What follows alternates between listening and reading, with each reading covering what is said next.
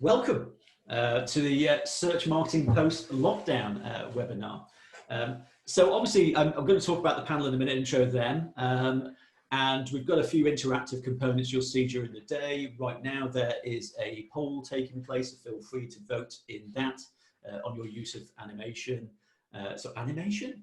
No, that's a different question. Automation and AI in your digital channels. Sounds Who fun. the hell am I? Who's this guy shouting at you right now? So I'm Richard Gregory. Hello there. Hello in the chat room. I'm a former agency MD, Director of Tech North, and more recently I non-exec and advise 8 different companies, 4 of which are agencies, 4 are tech companies, one of which is indeed on this webinar today. But enough about me. What are we going to try and get through today? It wouldn't be a session without a government message. So we've got an hour to get through today of some questions, some we've had in advance, and we've got a poll taking part, and we'd love you to participate. If you've got any questions on the panelists about what's happening in the search world, in the digital world now and post-lockdown, please post them in the chat. I'll come back to them later on and pose them to our guests, so please feel free to interact in there. Before we get on to our wonderful panel, I'm just going to do the word from our sponsor, if you don't mind, because this event's been put together by the team at Don't Panic, who you'll know for the UK, US, European Search Awards, Digital Growth Awards, and all those other great events that we're normally attending right now, and hopefully will be again soon. And also by the company, by Adzooma, the paid search platform handling media spend across Google, Facebook, and Microsoft. The team at Adzooma recently launched a marketplace to help agencies because on one hand, companies are looking for agencies to help them through the situation and with their paid search activity, but also agencies are looking to scale and want ways of finding leads. So if you're an agency on the call today, by all means head over to the Adzooma marketplace and set up your profile, and we'll be exposing you to a chunk of opportunities and leads inside of that. The way it works is right now, both the marketplace and the platform, if you sign up today, are free for the next 30 days, and you'll then get the next 3 months at half price or 50% off.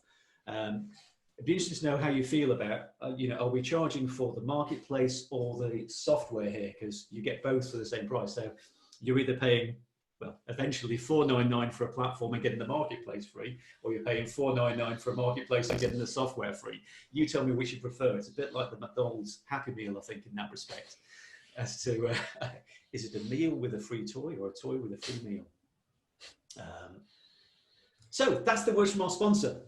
Today, we've got a wonderful panel. I'm very excited about this panel because we've got a great mix in between, and I'll let them do their own introduction shortly. But we've obviously got large agency represented with Thomas, we've got client-side brand with Steen, we've got the independent consultants in Arianne, and we've got the platform represented by Will. Before I get onto the questions, I'm going to move off these slides, but can I just start with the panel and just get them to give a quick overview, who they are, what their role is in the business they're representing right now. And if we start in this order and kick off with Thomas, if that's okay, over to you. Hi, I'm Tom. I run the agency practice for Merkle in Europe. It's an organization that supports both advertising and marketing when generally connected to data or the consumer experience. We are divided into people who run the ad business, the marketing business. So I lead all things advertising. Next up, Steen. Hello, everyone.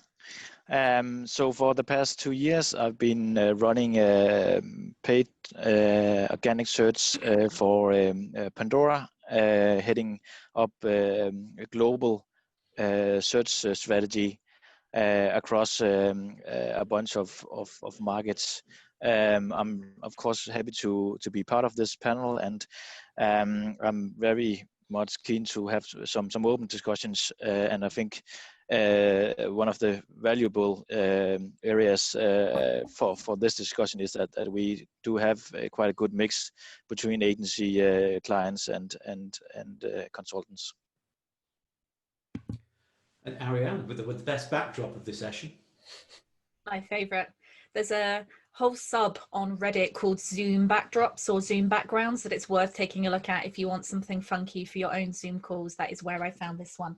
But I'm Arianne. I am the founder of Tempest Marketing, which is a tiny consultancy that I set up about 6 weeks before this all hits, designed to help support agencies and clients with marketing strategy and with a focus on paid media, as that's been my background for the last 15 years. I'm also fortunate enough to be the reigning UK Search Personality of the Year, somehow, meaning I have a beautiful chunk of acrylic that sits on my desk that I look at every time my imposter syndrome flares up, which is at least 597 times a day. Hey, we're all very jealous of it. We all want one of those. And last but not least, Will. Hi guys, great to be here. So Will Haswell, I'm currently the head of digital acquisition at Adzooma, PPC management and optimization platform. I head up our internal digital marketing team, driving leads and user acquisition into the platform, as well as manage our agencies. And I've been in the industry for around about 10 years now. I've had both in-house and client-side positions. And yeah, I'd say I'm a PPC manager by trade. Wonderful. So obviously the theme of today is really around how we're adapting in the kind of the initial COVID, and then how we start to prepare for the post-lockdown scenario. So I'm going to tackle initial questions in a kind of chronological order. So let's go back to the start. And I want to really kind of get a feel for, when COVID became real for you and your business, how did it manifest itself? What challenges what changes did you see straight away? And let's mix it up. Let's start with Steen, potentially. Yeah, thank you. So we have we are present globally, and that also means that we first got impacted by COVID in China. So we quite fast got impacted by the lockdown in China, and we saw that almost all of our stores needed to close in China. When we were hit the hardest, around 90% of all our stores was closed. Today we are around 50% of our stores being closed. So we have definitely been hit by this. Luckily, some of the revenue has been captured by e-com or e-store sales, which of course have seen a huge spike and continue still are delivering some really good numbers. And can I dive into that a little bit? And I appreciate the data you may not be able to share for obvious reasons, but two questions. One, has the kind of increase in e-commerce offset all of the kind of loss from the offline or a good quantity? And I guess second, how have you coped with that? Have you actually felt more pressure being the online guy that you've got to fill that gap in many ways? Before COVID, the split between bricks and mortar and e-com was around 85, 15%. That split, and of course we were not able to capture all revenue loss from bricks and mortar. But we in some markets we actually came very close. In terms of my role, actually I don't see search as a only a drive to e-com, but actually a huge revenue driver for offline sales, both in terms of different tactics, but also even normal search campaigns or even shopping campaigns also drives offline sales. So when we at least measure revenue, we do that as an omni revenue. That's a fair point. We'll dig into a few of those things coming back, and actually someone's posted a question which I will throw back at you in a moment, but I want to give the rest of the panelists a chance to of course to speak in there. So Thomas, going to the kind of wider agency view where you've got a mix of clients, what were the key trends you saw when this first hit? Big drop in paid media. People pulled back from variable spend, but we did see people shift more of it into analytics, and that's a trend that's continuing, that people are using. So either where they had committed resource with us, they're pivoting towards infrastructure projects where they're accelerating the deployment of add-on tech, or SEO. So those sort of forward investments that are likely to have less cost burden attached. One of the things we're seeing, which started initially, was organizations accelerating their business transformation or digital transformation agenda. And to just looking at the comments, they're shaping what their new normal looks like. And there's been a lot of organizational headwinds to companies grappling with digital transformation. And this has allowed them to sort of cut through some of that organizational treacle. So initially drop in paid media and pivot to other or investment type channels. And that's interesting. And again, we'll probably come back to the analytics piece a little bit as well. But I'm intrigued as to why we feel digital. You mentioned that kind of paid media dropped. Is that exactly because of the flexibility? Because I didn't get the feeling that the same thing happened in the established media and kind of the offline media, of TV and print and cinema, despite obviously there being no one wants to take cinema. latencies in TV. So the latency in traditional media, I think, played a large part of it. People did shift the mix within the trading, the flexibility they have within their trading relationships. I think that part of it, just talking to the points that you talked below, was a cash flow issue. The variable cost, people wanted to hold on to cash. Part of it was a fulfillment issue that people were uncomfortable about fulfilling, particularly in-home fulfillment. So within our paid search business, the former Periscopics business has got a huge long tail of clients we support, from very small businesses right the way up. So at the bottom end of the spectrum, I think it was cash flow. As you move further up, it came into fulfillment, people trying to take their balance sheets. And like some organizations, so we run AWS, for example, didn't want to be perceived to be profiteering from the situation.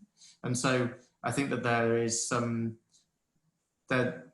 there's a kaleidoscope of motives. Generally, I think they're all positive from a sort of wholesome and integrity perspective. We didn't really see many organizations looking to profiteer from the environment. And then Arianne, as you mentioned, in your intro there, you were kind of going solo in February.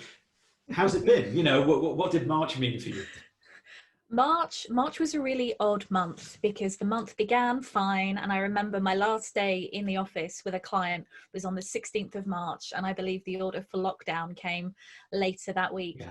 And it's been a really odd couple of months since. But my challenge has been, because my work is training or it's consulting with agencies, or my direct clients tend to be more in the B2B or service-based field, that activity with the direct clients and with training dried up immediately.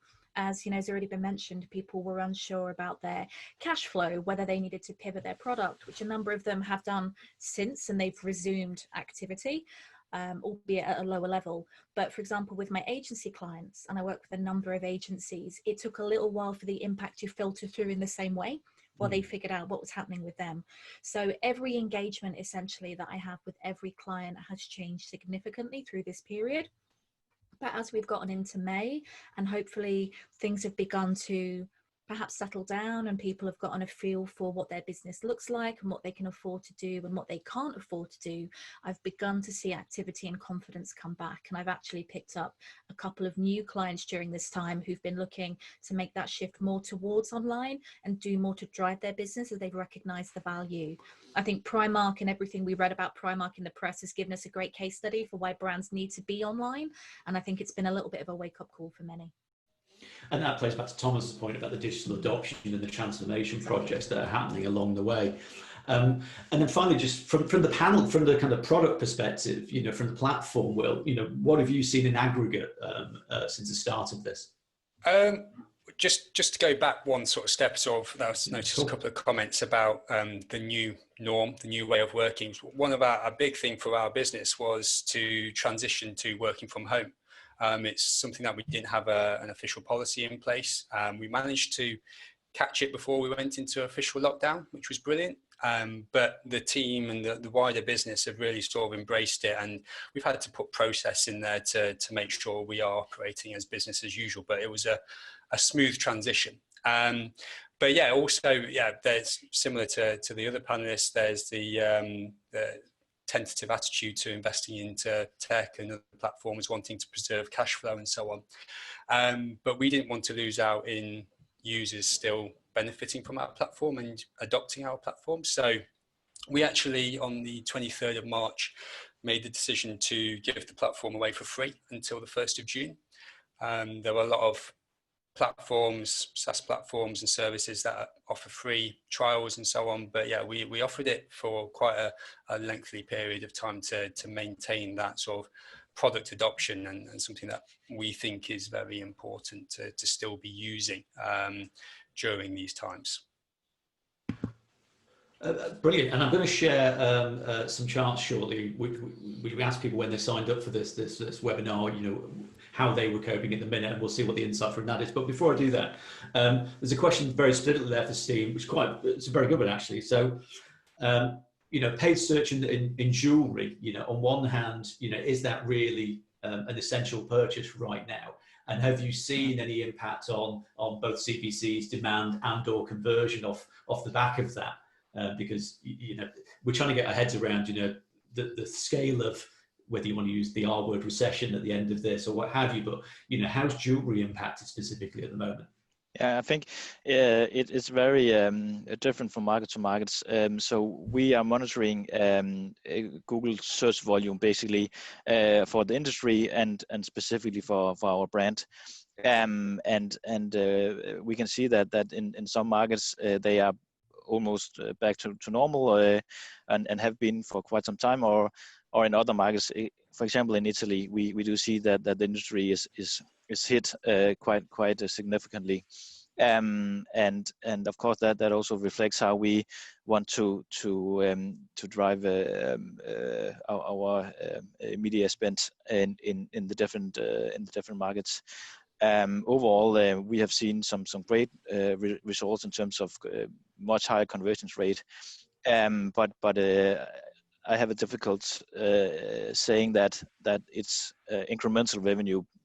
So let's say that our stores has been open. I'm pretty sure at least a lot of the reason of the higher conversion rate is due to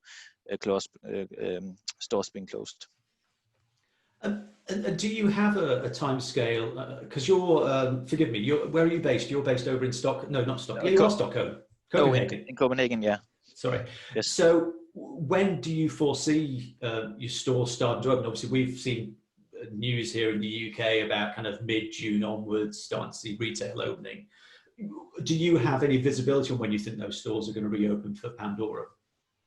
Yeah, so again, it is of course very different from markets to markets. So China is almost back to normal, if yeah, new normal, whatever you will call it. Yeah. And another very big important market for us is US.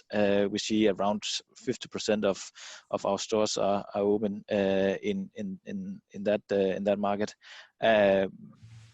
So gradually we start opening stores, but it is very dependent on what the local governments are suggesting or basically enforcing. And is there anticipation that you're going to see kind of pent-up demand? So at least if we look at China, that has unfortunately not been the case. So even though we have opened most stores, our like-for-like or year-on-year revenue is not at the level as we at least have hoped. But and also when we see store openings, normally it's comes with some restrictions. So, for example, in Germany, we see different opening hours, or that there are some restrictions in terms of how many people are allowed in the store. So it's not that just because stores are opened, it's a fully we full back to normal.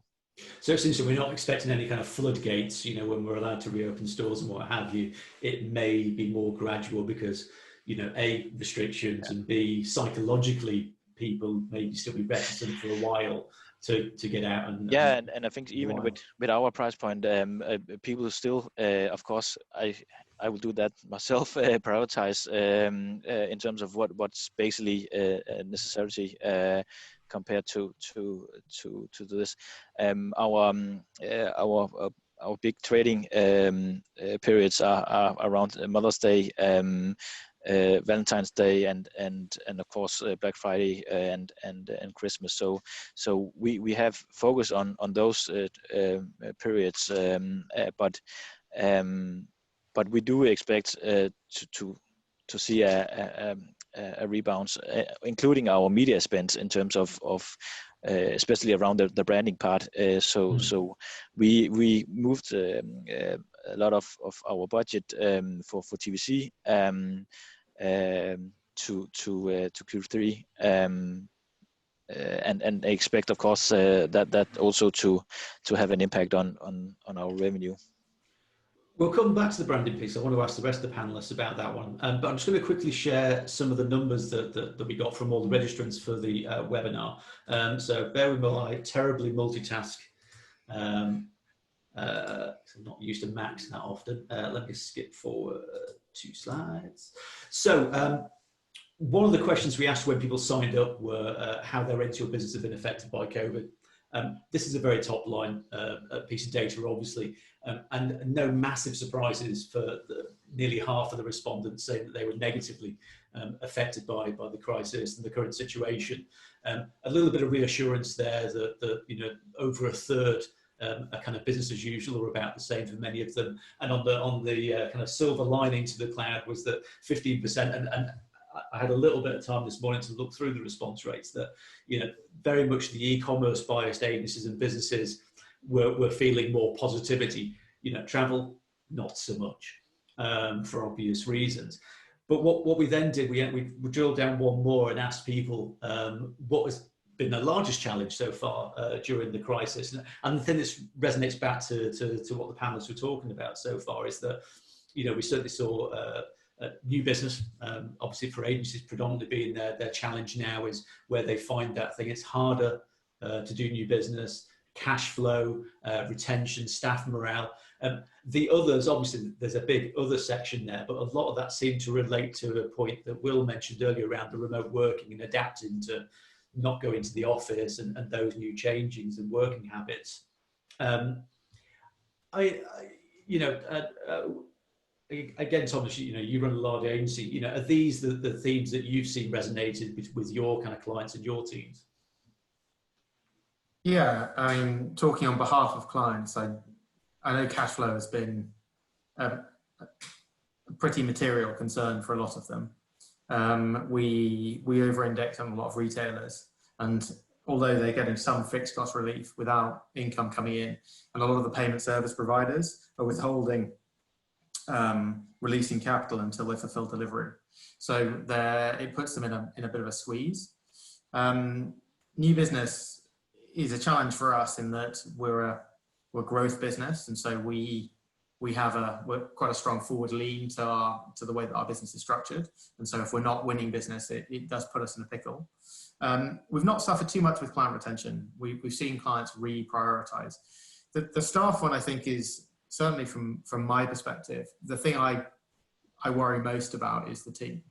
And although in our employee wellbeing pulse, where we seem to have a reasonably strong response, the reality is that because a lot of the people in the business are earlier within their careers, they just don't have the physical infrastructure to support remote working. I mean, my first flat when I moved to London, I had a bedroom, and I can just imagine, or I know of a lot of people in the business that are working from their bedroom with their laptop on their knees. And it's just, that providing an environment that supports people both physically, but then emotionally, is kind of key, because I've said it many times, I don't think an agency is much more than a culture. And holds those people together is a shared agenda of doing good work, but also caring for one another. So that's been a huge focus for us. And I think that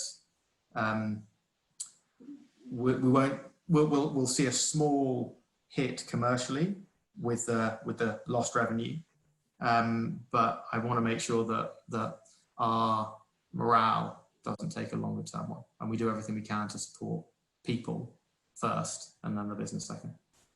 And I'm going to throw this out to the panelists, but what does that mean when you go back to work? I mean, you're still working, don't get me wrong, but when we start revisiting offices and reopening offices, do you have a time frame in your mind? And actually, I might start with Steen, because I know where you're at on this. I kind of know the answer myself, and I'm keen to share it with the attendees. So what does the return to work look like for you, Steen, to the office, that is? So we, at least at the global office, we basically was put into two shifts. So we are in every second day, and I think that's what a lot of other big companies are doing in Denmark, at least. Also, not to put a huge pressure on public transport and so on. And that tends to work, but still, most of my day is occupied by Zoom calls, because the other part of the office is not in. So it's basically just changing location. And how about the rest of you? So Will, what's the kind of return to the office potentially looking like for Adzooma? Yeah, so we haven't got a set date or anything as of yet.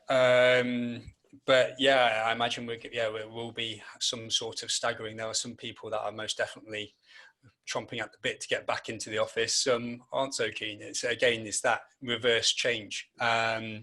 But yeah, it's the new way of working. Like Steen said, it's probably going to end up with a lot of online meetings, Zooms, Google Hangouts, and so on. But I think it's been a great test, and with solely working from home at the moment, to transition backwards, and it will most definitely have to be phased for sure. And actually, and Arianne, so I mean, you've obviously gone solo, and you mentioned that you've been bringing on board more projects and clients. How do you do new business in this environment? I mean, I'm a networker. I like going, having coffee, or going to an event or a conference and meeting people and having a good chinwag. It's not as easy to do that spontaneously in this forum, I don't find. How are you coping with it? Yeah, and I'm not someone who particularly enjoys networking anyway. As an autistic introvert, it's my nightmare, to be honest, at events. But obviously, so you're loving this. Well, I was made for lockdown, right? I would have thought, but in the last few weeks, it's been surprisingly challenging, even for me. Fun story. We went to pick up a Thai takeaway the other week, and they invited us inside the restaurant to come and collect it and pay. And it felt so illegal and illicit to be going in a building that wasn't Tesco or my flat. It's like, what is this? I'm somewhere that I shouldn't be. But it's been a really, really strange one, because I engage with a number of my clients remotely anyway, being based in Leeds. A number of my clients aren't in Leeds, obviously. And so that probably isn't going to change too much as we come out of this. There are clients where I spend maybe 1 or 2 days a month with them in person, and we may revisit that. That may no longer be necessary. We may decide that actually we get so much value from those sessions when we have them that we should really step them up. But I think in terms of staff morale, the thing that I've seen as well with the businesses that I'm working with is the thing that's been really challenging for people is particularly those who've been furloughed. And I think there's also a lot we need to figure out about how we bring furloughed staff back in a way that's beneficial and supportive, because I know many have been struggling with mental health during lockdown. There's feelings of self-worth attached to being furloughed in the first place. And while in many cases it's been made off the back of resourcing requirements and what's happened with the individual needs for business, it's very hard to not take something like that personally. And so I think we've also got a lot as an industry we need to think about and address in terms of mental health and how we almost bring those people back into the workplace in a very supportive way, because we're all still working, but they've got to get back into the shift of not only working, but then also being back in the office and everything that comes along with that as well. And I think that's going to take a really long time. I agree. They're really good points. I mean, I guess one example I've seen quite well actually has been, I've seen a number of businesses that have furloughed staff look, first of all, treading a fine line, because legally, how much can you involve them in the workplace when they're technically furloughed? But you need that social interaction. So inviting them optionally to the Friday debrief or the team meeting catch up, but also just helping them with training and support and pointing in the direction of online courses or anything they might want to use the time, to develop the way, or even the volunteering side of things. Have any of the panelists seen any good examples of how to make the most of that furlough time? I mean, I've got one. I'll kind of kick things off. You, Richard, are familiar with the initiative that I'm working in with WIC Digital, which is a social enterprise that someone has set up to try and get more diversity and people from disadvantaged backgrounds into the industry. And we're doing that in conjunction with the Prince's Trust. And we'd initially planned to do the training in person, and we've had to take it online and figure out a way to do this remotely. But a number of staff that I know have been furloughed from agencies or have spare time on their hands, I've brought on board as volunteer trainers.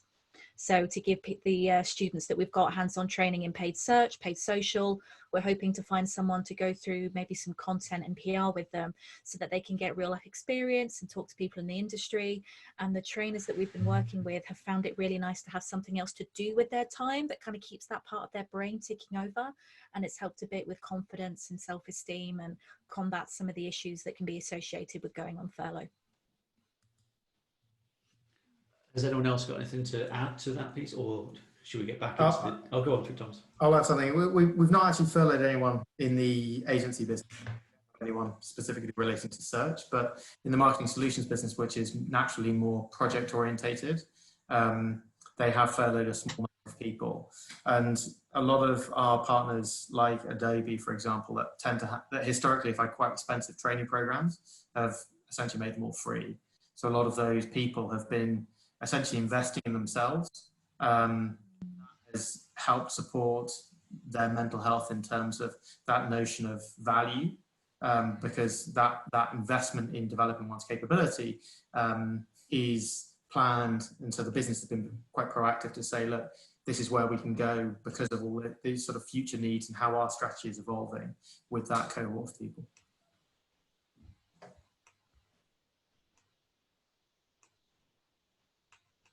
Oh, Richard, I think you're muted. Sorry, my mistake. I carried away pressing that button. I'll get back onto search and the detail, obviously, momentarily. But it's interesting. Victoria in the chat's made a good point around, obviously she's got children of a school age, and I think there's been this kind of realization that I think the people that enjoy it more are probably introverts with either no children or older children, and anyone that's kind of used to be more social and or has children of kind of probably primary school age at least is feeling it the most. Well, and that's what I was going to say. But who does that tick? I think I know Will's got very young. How old are yours, Thomas? I've got 4 and 7 months, so I'm sleep deprived and have a high degree of enthusiasm, pent up and ragey, and I'm a full bore extrovert. So I tick every box. Mm-hmm. Well, it's introvert, no kids. Now has never been a better time to be childless, honestly. Do you want some? No, I've got 13 nephews and nieces who have been offered to me, and I'm good. I'm good. Keep threatening to take my kids to my parents because Dominic Cummins says we can do that now. And we've got the politics, and there we go. So that I can come back, and my wife and I have to self-isolate for 2 weeks, and then we're like golden. Good strategy. Good strategy. Catch up on some sleep. So we've talked about the past, we've talked about where we are now. So what does the future look like for you all? What's going to change? What do you do differently, particularly in the search space? And I want to draw in, there's been a few questions mounting up in the chat, particularly around around paid search, around CPCs. Do we think this market's going to bounce back? Are there still opportunities? What are your take on the market over the next probably, I don't know, the next 6 months? Who wants to go first? I'll have a go. Well, go for it, Will. Yeah, so we've been putting a lot of emphasis and focus on audiences and also using our CRM as much as possible. Obviously, yeah, we have experienced in some markets some drops in CPCs and some inflation. But yeah, ultimately we are a business. We're giving the platform away for free. We want to be able to be as efficient as possible still. So real utilization of our own data, like Tom said, investment in analytics, data insights, using our CRM to the best of our ability, and also audiences as well. I think audiences are really key with our overall paid and search strategy. So yeah, huge emphasis on that. And I think there's always a need as well to have a little bit of encouragement for creativity and innovation with everything that we do. We want to try and stand out. I think it should still be encouraged, but it should be always controlled and measured, I think is always really important. And it's something that, as you know, Richard, we've really sort of embraced and tried to build into our one-to-ones and our daily routine now, and sort of catch up. So having an ideation bank and so on. So I don't think we should lose that creative flair or that element of innovation. But I think for us, it's audience data and insights which are key and will be. I'd echo that. Yeah, it's not just for the next 6 months. It's for the foreseeable future. It's for a long term.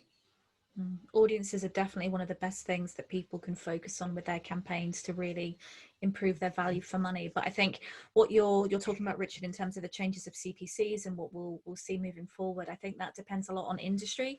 So with a number of clients, I've seen things like desktop usage increase significantly as people clearly realize that they can't do certain things from mobile phones, or when they're in lockdown, it's just easier to be doing everything from the computer they might be working at. And so desktop has usually in the past attracted a higher CPC than mobile. So it's not necessarily perhaps that CPCs across the board are down. Although, for example, on Facebook, I was on a webinar the other week and people were saying that they'd never seen CPMs lower than they were. So there certainly is that opportunity there.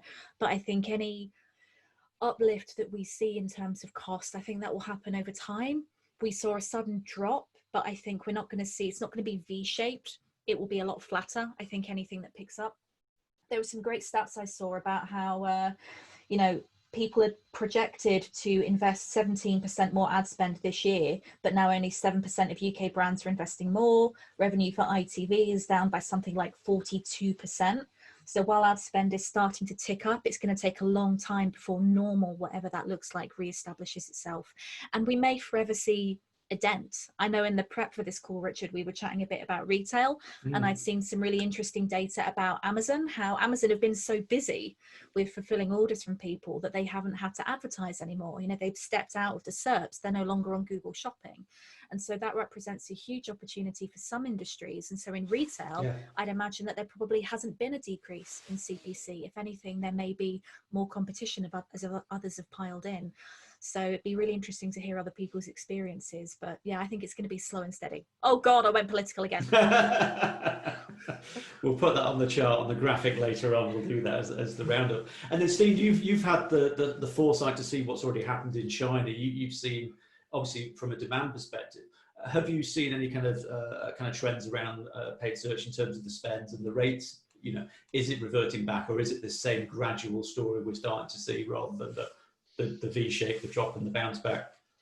Again, it's of course different from market to market, and also in terms of do we look at search campaigns or shopping? Is it branded or is it non-branded?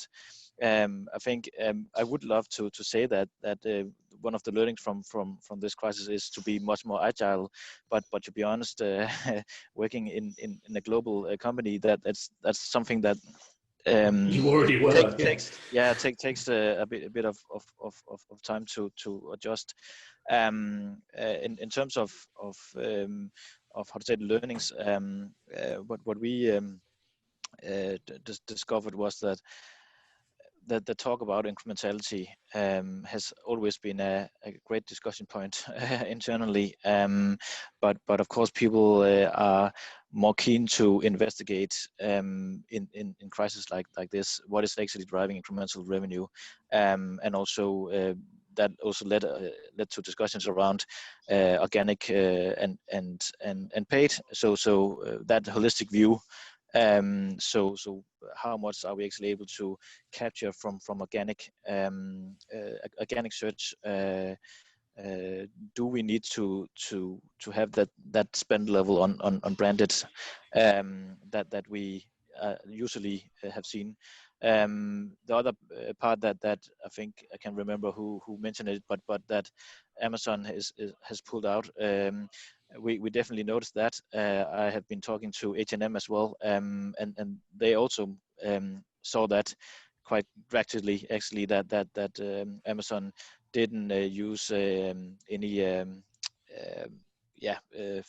branded terms or not branded for certain categories because they couldn't fulfill. And I should know this as well, but does Pandora sell through Amazon itself, or do you only sell direct? So at least not officially. Okay. So no, we don't have any in stores. Of course, we are investigating the opportunities. The same goes also when we look at China specifically. We of course are very much engaged into JD and Tmall in China. But again, the ecosystem is quite different in China compared to most other markets. And coming to you, Thomas, can I just put a slightly different spin on that? I'm interested in the kind of balance of kind of direct response, PPC, paid media versus kind of the brand building stuff. I mean, there's an assumption that the brand building stuff is dropping off at the minute as people focus on that short term. I mean, am I wrong? And is there a different picture? And what does it look like going forward? It depends a bit by sector. I think that as a general, so my perspective is channeled by the kind of clients that would naturally come to us. But the notion of value from our perspective, tends to be changing, where historically it's about brand equity, and increasingly it's about being able to provide a sort of universal or seamless customer experience. And so to echo the point that Arianne made earlier on around Primark, Marks and Spencer's, these organizations that historically have provided utility through their physical presence and have never been able to provide the same service through their digital presence. I think that shift, and so the notion of brand value is coming much more broadly in terms of what can the brand do for me as a consumer. It's less about the brand's agenda, and that's translating through to advertisers not necessarily just shoving their message down people's throats, sort of Byrne chart reach and frequency, but more to echo Will's point about using CRM data in order to curate a relationship with each individual on the context, based on the context of that relationship, which is born out of the history of that relationship crystallized in data. And so that's why we're seeing organizations investing more in enablement, and how that translates back to search is that because search sits really at the core of motive, it represents a trigger event that says, I am motivated by, because I initiated an activity. We certainly value search from an insights piece far greater than many other channels. So when we look at the return, I would disagree with Arianne to a little bit in that I do think that from an economic perspective, we'll see a swoosh, but I think search will disproportionately benefit in more of a U shape. Partly there are some opportunities that have been created based on a vacuum of people pulling back on spend. There's definitely opportunities in terms of CPM. The market is quite deflated at the moment, but in search, I think that will see a lot of people plow back in, partly because they want to try and shore up their balance sheet or get cash in quickly. And this lower funnel activity will allow them to do it. But because as people shift to de-risk their advertising more and more, and increasingly integrate their business process in order to drive a seamless customer experience, search will sit more, will have a greater degree of importance in that process as sitting in this silo of like, put the weird geeks in the corner and they'll just make all the money. They'll come in a much more material way to say that this is what our customers care about. This is their agenda, articulated quite elegantly. So that's the shift, I think, will go from balance through brand through Rob. And is there an element of that because you know, PPC in particular is, again, as we said, so flexible, so it gets the instant drop because it can be, because we need to save cash, but equally it can be dialed up just as quickly. And there might be a period of kind of rebalance as it goes through, overreacts, underreacts. I mean, you know, we saw the same, again, with some of the agencies I'm involved in, we saw a similar thing at the start of this crisis, that the clients they worked with reacted. Everyone reacted to what was going on in different ways. The majority tended to overreact, so err on the side of caution. So stop everything now, let's see where we stand, take stock. And then over a kind of a period of a couple of weeks, gradually started to turn the activity back on, going, oh, hang on, we might have overreacted, or it's bad, but it's not as bad. It's this kind of gradual thing. So, you know, I guess paid search in particular is at the mercy of that flexibility, where it's often its strength. It's also the challenge for it. But run well, it should be a profit center. And therefore, if it's a profit center, I mean, if it's not a profit center, don't do it. Because, I mean, there isn't a huge amount of brand value in a paid search ad. You're not going to build much love unless you're doing something especially creative. So, like, use it as the function it is. But what it is great is if it's a profit center, generate happy days.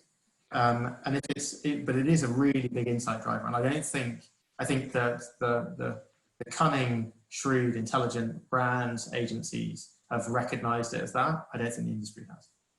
Yeah, no, I'd agree with that, because I think you're right that search, when it's making money for clients, no one is going to pause that in a time. If demand hasn't really dropped for people are continuing to search, why would you turn that activity off? You'd be insane unless you had a complete cash flow crunch and had no other option. I think where I've seen a lot of clients wanting to pause or asking questions about what they should do with their activity has been around any who are doing any kind of display or YouTube activity or anything else that sits upper funnel. People wondering, you know, is there still value in doing branding and getting my message across at a time like this? And I think there is, but as Thomas has said, making sure that you're doing it in a way that's empathetic and focused on what the customer needs. So are you a brand that offers personalized service, or can you write little handwritten notes that go in with delivery to kind of add that human element to a purchase for someone that, you know, we're all sorely missing at a time like this? And one of the things I've been saying to clients is I've been giving them the recent example of what happened with Adidas that we talked about, I think, Richard, when we were prepping for this. You know, Adidas did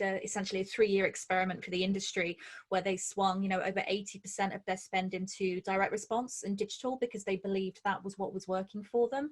That was where all their sales were coming from. Rather than sticking to the golden 60-40 ratio of brand versus DR, they moved completely into DR, with the resulting impact on their brand being fairly catastrophic. And they've admitted since that they were misled by the numbers and the metrics, and they focused on the wrong things. But that for me highlights the importance of, even in a time like this, continuing to do branding, because you have to feed those searches somehow. People are only going to become aware of your brand through other activity or through some kind of referral. So search doesn't exist in a vacuum. You have to find ways to feed that. So if money is really tight, I'd want people, if they could, to keep some element of that live, because it's going to help you further down the road and it's going to help you bounce back quicker. And I definitely agree, and I think that also ties into the whole discussion around incrementality, because I think actually to the Adidas case, I think it was in somewhere in South America, they by mistake turned off paid search and actually didn't see an impact on doing that. And of course that opened some eyes. Definitely not saying that paid search doesn't generate any revenue, but I think it's a healthy discussion to look at what is actually incremental in terms of paid search. Incrementality just is a stepping stone to a shift in agenda, because if everything's built around the agenda of the consumer, the customer, then everything, you can look at them as the control, and channel the fact that we've organized our businesses as a collective based on the capability of the channel, right? The customer doesn't give a shit. They want is a seamless experience. They want to know that Pandora has a relationship with them, and therefore, you're not marketing all the stuff they've already got on their bracelet, and you recognize the trends, patterns, and talk to them in language that they appreciate and value. That is value. And so what happens, the more we'll see that shift towards things that are incremental, because you've got nothing to deduplicate against. It's just about moving the relationship forward, and that can be either through different forms of value. One of them can be monetary, but it doesn't have to be. It can be value, can take different things in terms of the depth of your relationship. And if you build a deeper relationship, that's brand. And that comes back to your point earlier about this focus on measurement and how that, it's interesting that perspective that measurement becomes more important in a kind of recession environment because every penny counts. But actually what you're saying there as well is the different ways of measuring. So it's not just about the CPA, it's about that, did we add new value to that relationship? Have we built a new person that might like us down the line? You'll always get what you measure. Just stop measuring the wrong stuff. It's prompting a lot of interesting conversations around attribution, right? Improving the value of activity. Yeah. It's a real catalyst for moving away from last click. Long time coming. I know you're having more of those conversations. No one's still on last click, really. Come on. You would be surprised. Outside the world of enterprise and those who've got the budgets to play with the kind of tooling that is necessary to really do it well and at scale. For the average user, attribution still isn't really that accessible outside of using basic attribution in Google Ads or looking in Google Analytics and having a look at your multi-channel funnels and your attribution there. But GA still operates on a last click basis fundamentally. So until we change that, the industry is still gonna work the same way. The tools are either very expensive or they're no good. And there's like a middle ground needed. Someone on this call, go away and build something that can deliver this solution for clients, please. Because there's so many people out there crying for something that doesn't cost tens of thousands of pounds a month or even 5K up. SMEs, there's nothing in the market for them to do it. Not really, that's accessible.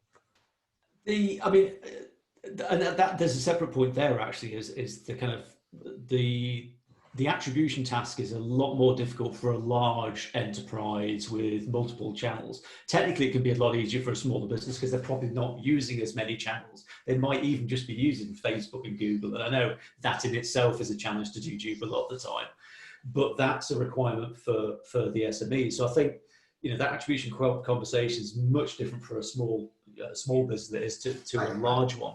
No? I'm not sure it is. I think that there's a lot of bullshit in the market, and there's a lot of fear around GDPR, depending on how, if you're taking it back to the customer as the control. But we've built attribution solutions that don't have any ongoing cost for like thousands. GCP and various other buckets to put it in order to match. So I think there are relatively simple mechanisms that are easily incremental that don't break the bank. I think it's easy to excuse the issue and then do what's convenient. But I think sure the challenge is it's more complicated with offline channels, because there's a lot more guesswork and research that goes along with that. But as long as everyone's on board with the assumptions that are being made and those assumptions evolve over time, then it's about, sort of one little bit better all the time. There's an interesting question come up in the chat about forecasting, which kind of gets to the crux of an agency's real challenge right now. Their clients saying, how much should we allocate for the next 3 to 6 months? How are you handling that in your kind of day-to-day roles? How you imagine your clients, so let's say Thomas or Arianne, how are you managing your clients' expectations about what they should be spending going forward, or how are you doing that? Yeah, so a number of my clients are brand new to advertising online. So this is all very, very new for them. So what we've been doing is taking that element of starting small and trying to focus on what they need as a business and how we can support that through digital marketing. But forecasting, I mean, there's no way really to do that. No one knows what the next few months are going to look like, and forecasting year on year or even 3 or 6 months ahead is incredibly, incredibly hard, particularly if you're a business that's been heavily impacted by what we've seen with COVID. So yeah, I'm avoiding forecasting for anybody at the moment. It's very much a test and learn approach. If you're comfortable trying to drive value for your business through marketing, then we'll do it and we'll work through it together, and we will adapt and we will change as needed. But yeah, forecasting is incredibly difficult because there's too many variables at play right now, for, in my opinion, to do something reliable. It sort of talks to the point that I was making about clients pivoting their activity towards analytics. And so we, broadly speaking, we have qual and quant analysis. Yeah. In that our strategy and planning teams are spending a lot of time trying to forecast how the market is going to respond and what the sort of consumer trends are likely to be. And that is working working with our colleagues in APAC in order to understand the forward trends in terms of consumer behavior in those markets as a leading indicator. And then because we spend a lot of time sort of quite deep in our clients' data, using a sort of deeper understanding of what consumers are currently doing in the context of what they used to do in the past, the same consumer as a control. It's just trying to get more known information in order to try and continue to de-risk activity. There is a big gap. You know, the unknown is bigger than it's ever been for this transition of time. And so it's just a case of trying to reduce risk, really. I think forecasting has shifted. It's about risk. It's not about reporting. And you're right, and attitudes to risks are probably different by now. So Steen, I mean, how are you managing the kind of management's expectation of what's happening at Pandora over the coming months? Or are they fairly flexible in the current environment? So again, back to are we actually agile or not? We of course are very much looking into our data insight team to pull any indication of when should we do or change our tactic in terms of both paid search, but also more broadly in any of the other platforms. It's not black and white. We don't have that formula at least yet. So it is very much in collaboration with markets on setting the budget going forward and basically tested and in for my specific channel, it's very much based on what performance are you delivering. So it's not that if you hit a certain revenue that you're not able to get more budget going forward. So if you are able to hit a certain ROAS combined with a revenue target, then by all means invest more. I've looked at the clock. Normally in the real kind of event world, I have someone waving at me or doing this from a conversation. There isn't one, so I've had a message on here. We are running out of time, which is a shame, so quite a few more questions to go. But I would suggest, by all means, anyone attending this, feel free to connect with the individuals here on LinkedIn or Twitter or whatever your preferred channel of choices, and continue the conversation there. Before you go, there was one granular one I'm curious about that someone asked the question about. Was around the publishers, and I was going to ask you about how supportive they've been. We don't really have time, but one question came about the Google credits, which were announced a while ago, because both Facebook and Google announced support programs to help agencies and advertisers. Has anyone seen any of that stuff land yet? Nope. Bugger. No, not for myself. We've been told they've landed, but we've not seen it.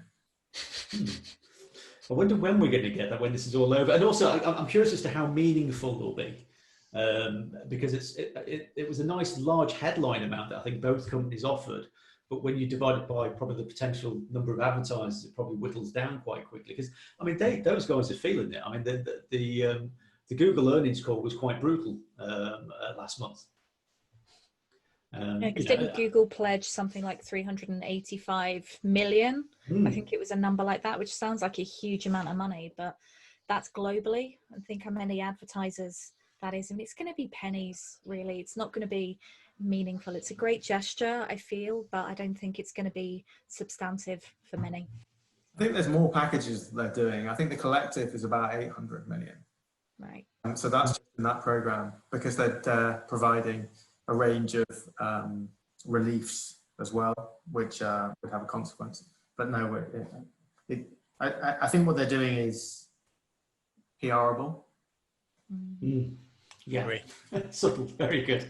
Well, look, we're out of time, everyone. But I want to thank our panelists. Normally we'd have a round of applause from the audience. I don't really know how we do that in this environment here. There's probably some emotion symbol at the bottom of the screen, but I'll personally thank you all.